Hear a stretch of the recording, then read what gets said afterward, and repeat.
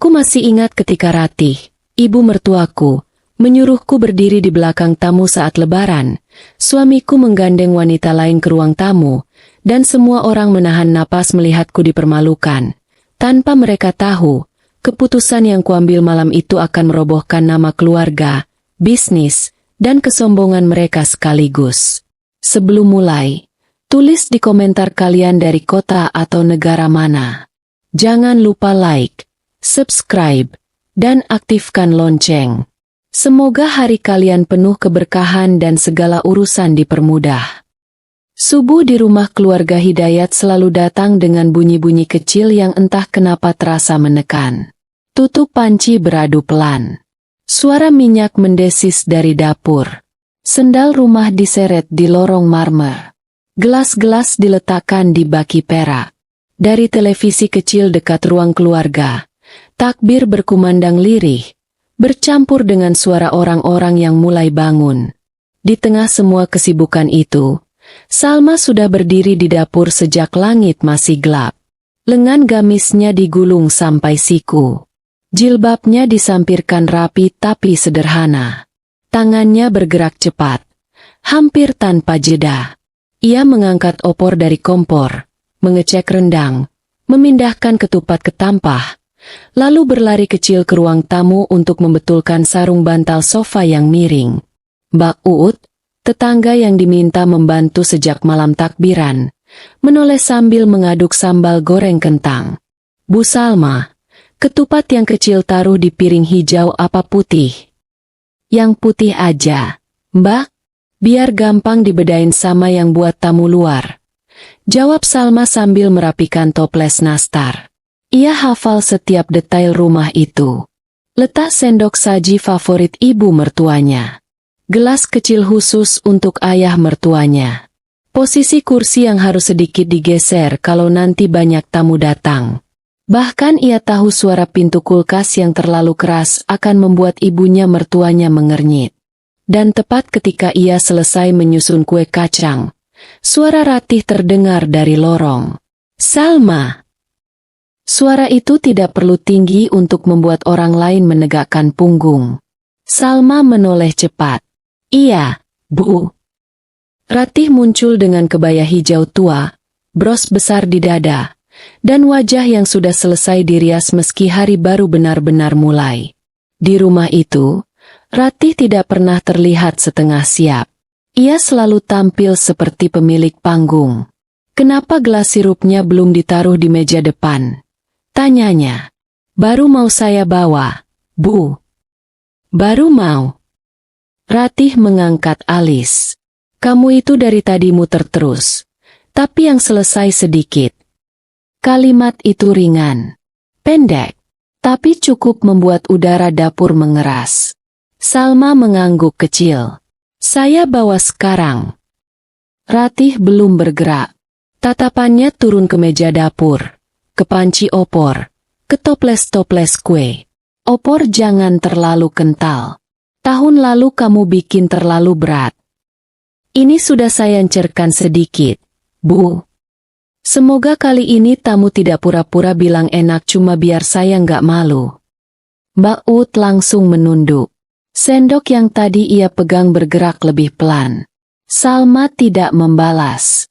Ia hanya mengangkat baki berisi 6 gelas sirup merah, lalu berjalan ke ruang tamu dengan langkah hati-hati. Di rumah itu, ia sudah terbiasa dihina dalam bentuk komentar kecil yang dibungkus nada wajar. Tidak pernah benar-benar dibentak sampai orang luar bisa menyebutnya keterlaluan. Ratih terlalu cerdas untuk itu. Ia lebih suka menusuk pelan. Salma sudah 4 tahun menikah dengan Rashid.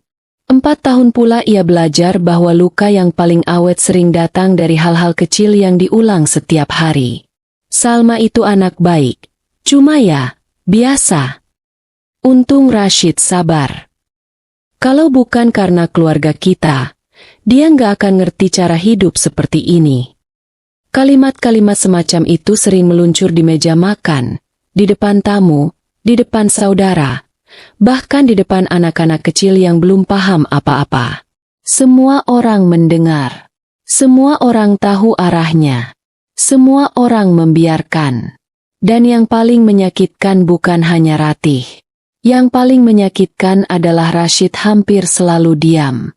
Suaminya belum turun saat itu. Salma tahu kebiasaan Rashid di hari raya. Ia akan bangun agak siang, mandi lama, memakai baju koko yang sudah disetrika, lalu turun dengan wajah segar tanpa benar-benar tahu berapa banyak pekerjaan yang sudah dibereskan istrinya sejak subuh.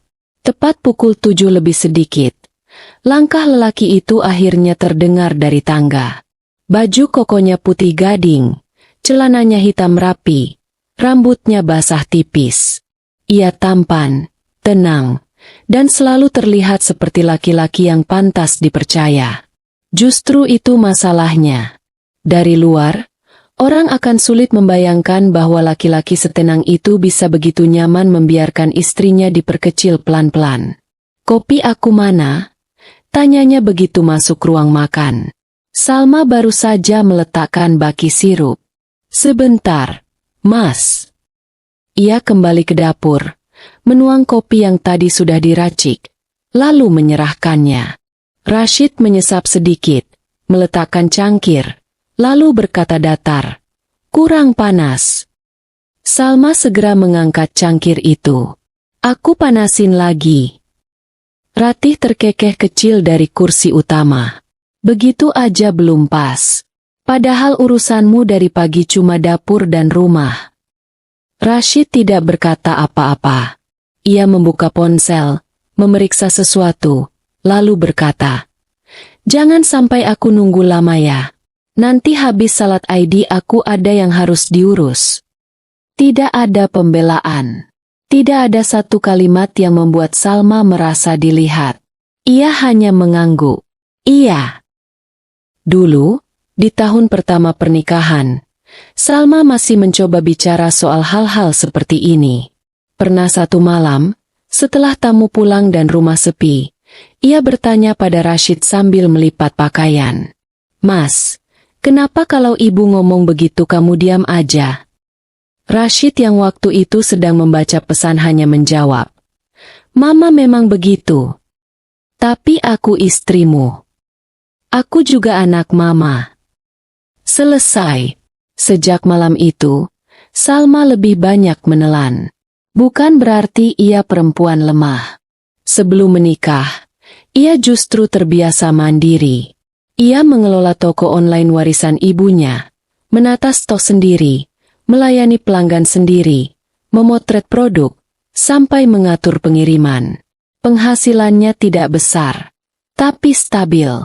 Namun bagi keluarga Rashid, pekerjaan itu tidak pernah dianggap sungguh-sungguh. Jualan online itu kan cuma kegiatan biar nggak bosan di rumah. Rina, kakak iparnya, pernah berkata sambil tertawa di meja makan. Ratih langsung menyambung, "Makanya saya bilang, perempuan itu harus punya nilai yang jelas, bukan cuma sibuk bungkus paket." Salma waktu itu duduk tepat di samping suaminya. Tangan kirinya memegang gelas teh. Tangan kanannya di bawah meja mengepal pelan. Rashid hanya mengunyah dan berkata, "Udah, makan dulu." Selalu begitu. Lebaran tahun ini awalnya ia kira akan sama seperti tahun-tahun sebelumnya. Ia akan sibuk, akan diremehkan, dan akan pulang ke kamar malam hari dengan pundak pegal dan hati yang letih. Ia sudah menyiapkan diri untuk itu. Sampai menjelang pukul 11. Sesuatu mulai terasa ganjil. Rashid menghilang. Setelah salat ID, ia hanya bilang mau ambil sesuatu sebentar. Ratih tidak tampak cemas. Justru terlalu tenang. Rina beberapa kali saling pandang dengan ibunya lalu menahan senyum tipis. 2 kali Salma menangkap bisik-bisik yang berhenti saat ia mendekat. Revel kecil itu menempel di pikirannya seperti duri halus. "Rashid kemana, Bu?" tanyanya saat membawa sepiring ketupat ke ruang tengah. Ratih menyesap teh dulu sebelum menjawab. "Ada urusan." "Urusan apa? Soalnya tamu udah banyak." Ratih menatapnya sebentar. "Kamu nggak perlu tahu semua." Rina yang duduk di sebelah ibunya menimpali sambil membetulkan gelang emasnya. Santai aja, Sal. Nanti juga tahu. Nada itu terlalu ringan. Terlalu menikmati. Presure kecil lain muncul ketika Tante Lilis, adik Ratih, datang dan bertanya, Rashid belum pulang? Kok ibunya santai banget? Ratih malah tersenyum. Ya ada urusan yang memang harus dibereskan. Kalimat itu terdengar wajar. Tapi bagi Salma, justru makin janggal. Menjelang siang, ruang tamu penuh. Anak-anak berlari dari teras ke ruang keluarga. Paman-paman mulai membuka kancing atas baju koko mereka karena udara memanas. Tawa bertumpuk di beberapa sudut. Kue tinggal setengah. Piring kotor menumpuk di dapur. Salma bergerak dari satu ruangan ke ruangan lain tanpa sempat duduk lebih dari 2 menit. Tepat ketika ia keluar dari dapur sambil membawa nampan teh panas untuk tamu lelaki di ruang depan, terdengar suara mobil berhenti di halaman. Bukan suara mobil tamu biasa. Itu suara mobil Rashid. Semua kepala yang sedang dekat pintu refleks menoleh. Rina langsung duduk lebih tegak. Ratih membetulkan ujung kebayanya. Jantung Salma turun 1 tingkat. Pintu terbuka. Rashid masuk. Dan di sampingnya, ada seorang perempuan. Perempuan itu tinggi, wajahnya mulus, riasannya rapi. Gamisnya krem dengan potongan mahal, dan tas kecil di tangannya tampak lebih mahal daripada apapun yang pernah dibeli Salma untuk dirinya sendiri. Perempuan itu menggandeng lengan Rashid dengan kenyamanan yang terlalu akrab. Di belakang mereka, sopir menenteng 2 kotak hampers. Suara di ruang tamu langsung pecah, lalu mati. Anak kecil yang sedang mengejar balon berhenti. Seorang paman menurunkan gelas perlahan. Bunyi sendok dari dapur terdengar lebih jelas karena tidak ada lagi tawa yang menutupinya. Salma berdiri di ambang ruang tamu dengan nampan di tangan. Uap teh naik tipis ke wajahnya. Pegangan nampan terasa licin di telapak tangan. Rashid berhenti di depan ibunya. Ratih berdiri. Dan yang paling menghantam Salma adalah ekspresi itu. Bukan marah. Bukan kaget. Bukan panik. Melainkan wajah orang yang akhirnya menyaksikan rencana yang selama ini ditunggunya benar-benar tiba. Alhamdulillah, kata Ratih pelan. Datang juga. Beberapa orang saling pandang. Rashid berdeham. Semua, aku mau kenalin. Ini Bella. Bella menunduk sopan. Assalamualaikum. Jawaban waalaikumsalam terdengar berantakan. Kecil, dan canggung. Lalu Rashid menegakkan bahu. Bella ini perempuan yang sangat berarti buat aku. Dan aku nggak mau lagi sembunyi-sembunyi. Kalimat itu jatuh ke tengah ruang seperti piring pecah.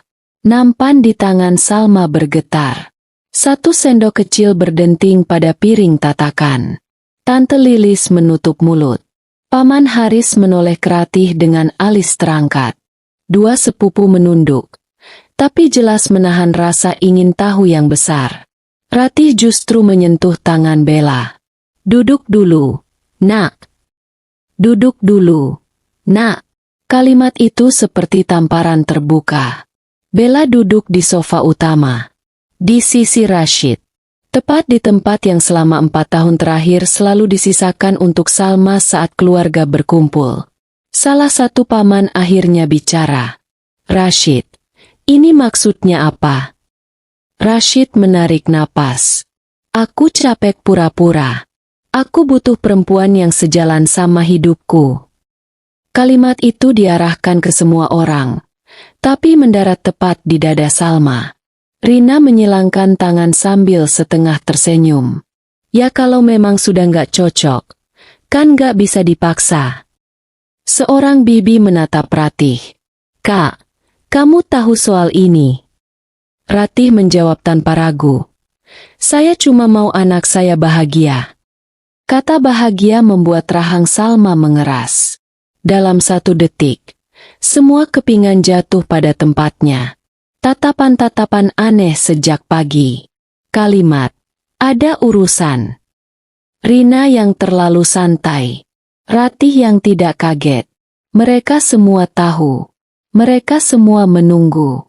Dan dirinya, istri sah yang sejak subuh mondar-mandir memasak dan menyiapkan rumah, cuma dihadirkan agar bisa dipermalukan di depan keluarga besar. Barulah saat itu Salma meletakkan nampan ke meja samping. Bunyi porselen menyentuh kayu terdengar pelan. Tapi di ruangan yang terlalu hening itu bunyi itu terasa besar. Ia menatap Rashid. Kamu sengaja melakukan ini hari ini? Rashid menatapnya balik. Ada satu detik kecil ketika ia mungkin ingin terlihat tegas. Tapi yang tampak justru seseorang yang sudah memilih pengecut sejak lama dan sekarang memaksa dirinya kelihatan jujur. Aku capek bohong. Bohong apa? Tanya Salma. Suaranya rendah. Sangat rendah. Bohong kalau kamu suami? Bohong kalau kamu laki-laki? Atau bohong kalau selama ini kamu sengaja tunggu momen paling ramai untuk mempermalukan aku? Ruangan hening lagi. Rina mendesis. Salma, jaga bicara. Salma menoleh pelan. Kenapa? Takut tamu-tamunya dengar. Ratih melangkah maju. Sudah cukup. Jangan bikin malu keluarga ini. Salma tertawa pendek. Bukan tawa bahagia. Lebih seperti suara yang keluar ketika seseorang benar-benar tidak percaya apa yang sedang didengarnya. Malu. Ia menatap ibu mertuanya. Saya dipermalukan di depan keluarga besar di hari Lebaran. Lalu ibu bilang saya yang bikin malu. Ratih mengangkat dagu.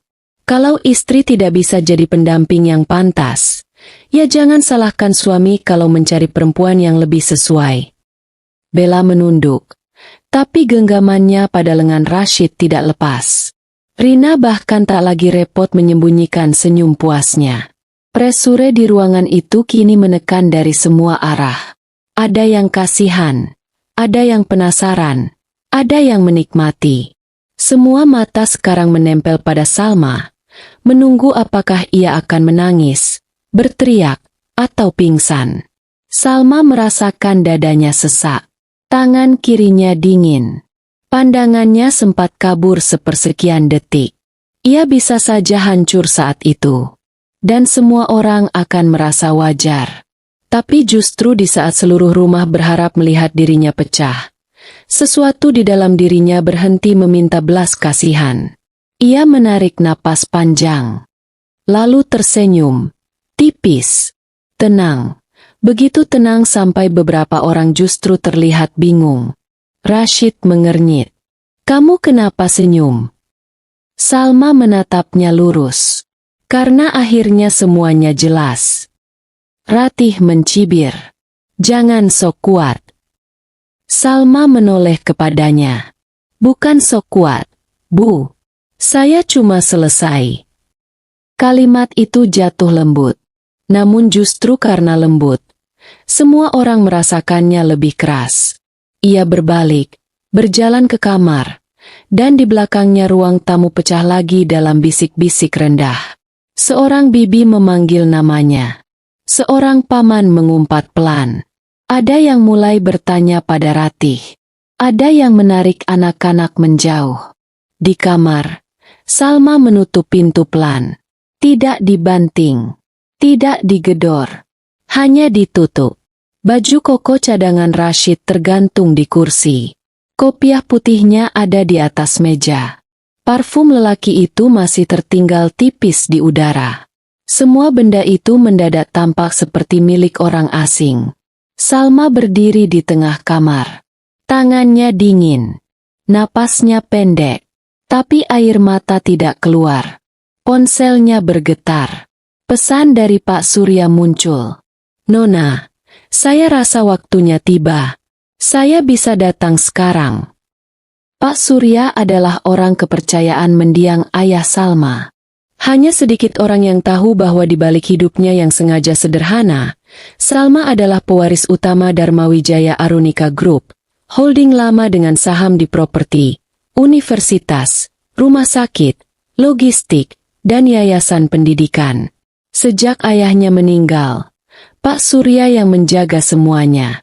Dan Salma sengaja menjauh dari sorotan itu, karena ia ingin tahu apakah ada orang yang bisa mencintainya sebagai manusia, bukan sebagai akses. Jawabannya kini baru saja duduk di sofa ruang tamu dengan gamis krem. Salma membalas singkat, "Datang sekarang." 40 menit kemudian, Pak Surya duduk di kamar tamu kecil samping perpustakaan rumah. Jas abu-abunya rapi, map hitam di tangannya tebal. Dari luar kamar, suara tamu yang pulang lebih cepat terdengar samar. Rumah itu masih gaduh, tapi gugup. Pak Surya menatap Salma dengan mata tenang. Mereka akhirnya menunjukkan semuanya. Salma duduk di hadapannya. "Iya." Pak Surya membuka map, struktur yayasan, akta kepemilikan, laporan saham, dan satu surat tulisan tangan ayah Salma yang sudah menguning di pinggir. "Universitas tempat Dita kuliah," kata Pak Surya, "ada di bawah yayasan yang sekarang penuh berada di bawah trust Anda. Proyek merger yang sedang mereka kejar, sponsor yang mereka harapkan, semua perlu persetujuan lini yang saham kendalinya Anda pegang." Salma menatap dokumen itu. Di luar, bunyi piring dari dapur terdengar seperti gema jauh. Selama ini, keluarga Hidayat mengira Salma tak membawa apa-apa selain kesopanan dan tangan rajin. Mereka tidak tahu perempuan yang disuruh berdiri di belakang itu justru memegang kunci pintu yang sedang mereka kejar untuk menaikkan status keluarga. Pak Surya mendorong surat dari ayahnya. Pesannya singkat. "Jika suatu hari orang-orang merendahkanmu karena mengira kamu tidak punya daya, jangan buru-buru melawan dengan amarah. Biarkan mereka selesai. Setelah itu, berdirilah." Salma menutup surat itu perlahan. Tangannya tak lagi gemetar. "Saya tidak mau balas dengan cara murahan," katanya. Pak Surya mengangguk. "Saya tahu. Saya tidak mau buka aib di depan umum. Tidak mau fitnah. Lalu, saya cuma mau mereka merasakan akibat dari apa yang mereka lakukan." Pak Surya menatapnya beberapa detik. Itu jauh lebih tajam. Malam itu Salma tidak keluar lagi. Ia membiarkan rumah itu tenggelam dalam kegaduhan sendiri. Seorang bibi terdengar menegur Ratih cukup keras. Rina naik turun tangga dengan wajah masam. Rashid mengetuk pintu 2 kali. "Salma, buka." Salma berdiri di balik pintu, tapi tidak membuka. "Kita harus bicara." Ia diam. "Jangan bikin semuanya lebih sulit." Baru saat itu Salma menjawab, "Yang bikin semuanya sulit bukan saya." Langkah Rashid menjauh. Hari pertama setelah itu, beberapa tamu keluarga sudah mulai bercerita keluar. Bukan gosip penuh, tapi cukup untuk menimbulkan tekanan sosial. "Ada kejadian gak enak di rumah Halimah pas Lebaran," katanya Rashid bawa perempuan lain. Kasihan istrinya. Hari kedua, sponsor utama acara sosial Halimah menunda dukungan. Hari ketiga, surat evaluasi dari pihak yayasan datang untuk Dita. Program pascasarjana yang hampir pasti ia dapatkan ditangguhkan. Hari keempat, proyek merger keluarga Hidayat dibekukan. Hari kelima, orang-orang yang dulu cepat menjawab telepon Rina mendadak sibuk. Hari keenam, Halimah memanggil Rashid ke ruang tengah. "Ini semua karena perempuan itu," katanya. Rashid yang berdiri dekat jendela tidak langsung menjawab. Ia tampak lebih kurus dalam 5 hari. Lingkar matanya turun. Ia tak lagi bergerak dengan tenang seperti biasanya. "Perempuan itu," katanya akhirnya. "Mama yang bikin semuanya begini." Halimah menatap cepat. "Kamu nyalahin Mama. Aku nyalahin kita." Rina yang duduk di sofa langsung berdiri. "Kak, jangan lebay. Salma dari awal memang gak selevel. Rashid menoleh kepadanya. Ada sesuatu di matanya yang selama ini tidak pernah muncul. Muak. Diam. Itu pertama kalinya ia membungkam kakaknya. Tapi terlalu terlambat untuk berarti apa-apa. Hari ke-7. Undangan rapat resmi datang. Tempat. Hotel Pusat Kota. Agenda. Evaluasi kerjasama strategis antara Grup Hidayat dan Arunika. Ruang rapat itu dingin, mewah, dan terlalu tenang. Nama peserta tertera di meja. Gelas air disusun rapi. Lampu-lampu memantul di permukaan meja panjang. Halimah duduk dengan punggung tegak. Rina di sebelahnya. Dita tampak pucat. Rashid berdiri sesaat sebelum duduk. Seperti orang yang tahu sesuatu buruk akan datang tapi tak lagi bisa lari. Lalu pintu terbuka. Salma masuk. Setelan putih tulangnya sederhana, tapi potongannya tajam. Jilbabnya rapi. Langkahnya tenang. Di sampingnya ada Pak Surya, 2 dewan yayasan, dan Nadia, pengacara yang wajahnya terlalu dingin untuk dianggap angin lalu. Ruangan hening. Ketua rapat berdiri. Sebelum agenda dimulai, saya perkenalkan Ibu Salma Darmawijaya sebagai pemegang kuasa utama Arunika Insan Foundation dan Arunika Capital. Bunyi napas tertahan terdengar dari beberapa kursi. Halimah langsung menegang. Rina menatap ibunya. Dita memucat. Rashid berdiri setengah, lalu duduk lagi, seperti lututnya kehilangan perintah. Ketua rapat melanjutkan, seluruh persetujuan strategis untuk kerjasama dengan Grup Hidayat berada di bawah otorisasi beliau. Kalimat itu jatuh bersih. Salma duduk perlahan. Tangannya tenang di atas map. Agenda dibuka. Proyek merger ditunda tanpa batas. Sponsor sosial dibekukan. Evaluasi etik keluarga dalam kerjasama institusi dibacakan. Semua alasan tertulis rapi. Tidak ada satupun keputusan yang terasa emosional. Justru karena semuanya formal, kehancurannya terasa lebih memalukan.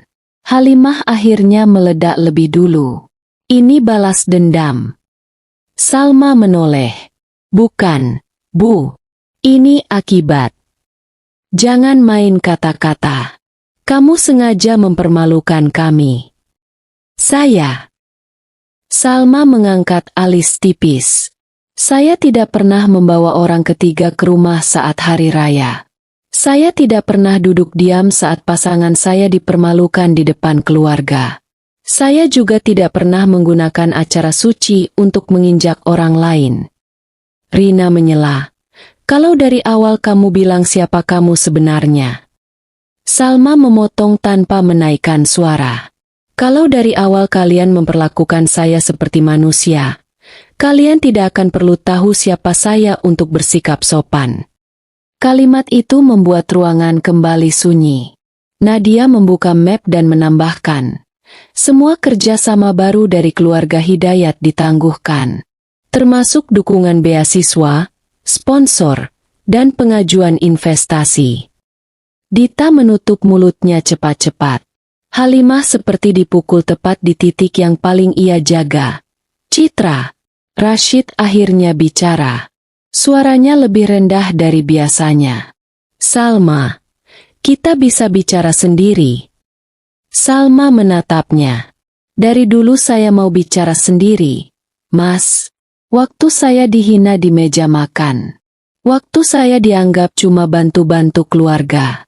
Waktu saya minta dibela. Kamu selalu pilih diam. Rashid menutup mata sebentar. Aku salah. Untuk pertama kalinya, kalimat itu keluar. Tapi justru karena sangat terlambat, ia terdengar lebih kecil dari yang seharusnya. Salma mengangguk tipis. Iya. Selesai. Setelah rapat bubar, koridor hotel terasa lebih dingin dari biasanya. Beberapa orang sengaja bergerak pelan untuk melihat apa yang akan terjadi. Dulu mereka melihat Salma dipermalukan. Kini mereka ingin melihat apakah laki-laki itu akan memohon. Rashid menyusulnya. Salma. Ia berhenti. Aku minta maaf. Salma diam. Aku harusnya bela kamu. Aku harusnya nggak biarin Mama dan Rina. Mas. Potong Salma pelan. Rashid terdiam. Penyesalan yang datang setelah semuanya diambil dari saya bukan hadiah. Bahu Rashid turun. Aku masih mau memperbaiki semuanya. Salma menatapnya beberapa detik. Tidak ada amarah liar. Tidak ada air mata. Justru itu yang membuat Rashid tampak makin kecil. Karena di mata perempuan itu, ia sudah tidak lagi menempati ruang yang sama. Yang rusak bukan cuma pernikahan kita, katanya. Tapi cara kamu melihat saya. Masih nggak ada jalan. Ada, jawab Salma. Buat kamu belajar jadi laki-laki yang nggak diam saat istrinya direndahkan. Tapi jalan itu bukan lagi bersama saya. Rashid tidak bisa menjawab. 2 hari kemudian, Halimah datang sendiri ke kantor yayasan. Tidak ada kebaya mewah. Tidak ada suara besar.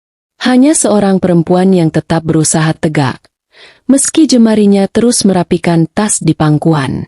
Aku salah, katanya setelah pintu tertutup. Kalimat itu berat. Sangat berat. Aku terlalu sibuk menilai kamu dari apa yang tidak kamu pamerkan.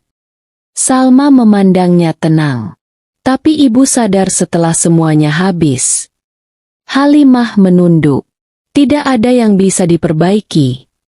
Ada yang bisa dipelajari. Tapi tidak semua hubungan harus diselamatkan. Halimah menutup mata sebentar, lalu berdiri. Saat ia keluar, langkahnya masih rapi. Tapi tak lagi terdengar seperti langkah orang yang berkuasa.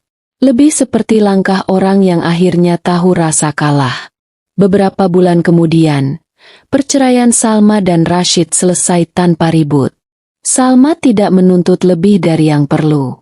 Ia tidak menjelekkan mereka di media. Ia tidak memamerkan kemenangan. Justru itu yang membuat keluarga Hidayat lebih terpukul. Karena mereka tidak dihancurkan oleh drama. Mereka dihancurkan oleh konsekuensi. Salma mengambil alih banyak hal di bawah Arunika. Ia menata ulang etika acara keluarga institusi. Tak ada lagi tamu yang didudukan di belakang karena status. Tak ada lagi sponsor yang diberikan hanya karena nama. Ia membangun program beasiswa untuk mahasiswa yang terjepit tekanan keluarga. Ia membuat ruang-ruang yang dulu menyakitinya menjadi lebih aman untuk orang lain. Suatu pagi, seorang staf muda menjatuhkan map di depan ruang rapat. Kertasnya berserakan. Wajah gadis itu langsung pucat. Maaf, Bu, saya. Salma jongkok lebih dulu, membantu memungut kertas. Tarik napas. Ruangan di sekitar mereka hening. Salah bisa diperbaiki, katanya sambil menyerahkan map kembali. Harga diri jangan ikut dijatuhkan. Gadis itu mengangguk cepat. Matanya berkaca-kaca.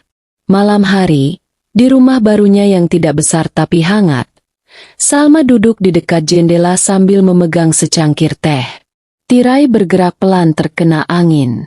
Tidak ada suara Halimah dari lorong. Tidak ada tawa sinis Rina. Tidak ada diam Rashid yang dulu lebih tajam dari makian. Ponselnya bergetar sekali. Pesan dari Rashid masuk. Aku harap suatu hari nanti kamu benar-benar bahagia. Salma membaca pesan itu lama. Lalu meletakkan ponselnya kembali di meja tanpa membalas. Bukan karena benci, tapi karena beberapa pintu memang tidak perlu diketuk lagi setelah ditutup dengan benar. Ia menyesap teh hangat itu pelan-pelan. Kemenangan Salma ternyata bukan saat Halimah menunduk. Bukan saat Rina kehilangan senyum puasnya. Bukan saat Dita kehilangan jalan mudahnya. Bukan bahkan saat Rashid akhirnya mengaku salah. Kemenangan sebenarnya datang saat ia bisa duduk sendiri, tenang, tanpa perlu mengecil agar orang lain terlihat lebih besar. Di luar, lampu jalan menyala satu persatu. Kota bergerak seperti biasa. Hidup terus berjalan. Namun kali ini, hidup Salma tidak lagi berada di bawah panggung milik orang lain. Ia berdiri, membawa cangkir ke dapur kecil rumahnya. Pintu ditutup pelan di belakangnya. Dan untuk pertama kalinya setelah lebaran yang menghancurkan itu, ia tahu satu hal dengan sangat pasti. Keputusan yang ia ambil malam itu memang mengubah segalanya. Tapi yang paling penting, keputusan itu akhirnya mengembalikan dirinya sendiri.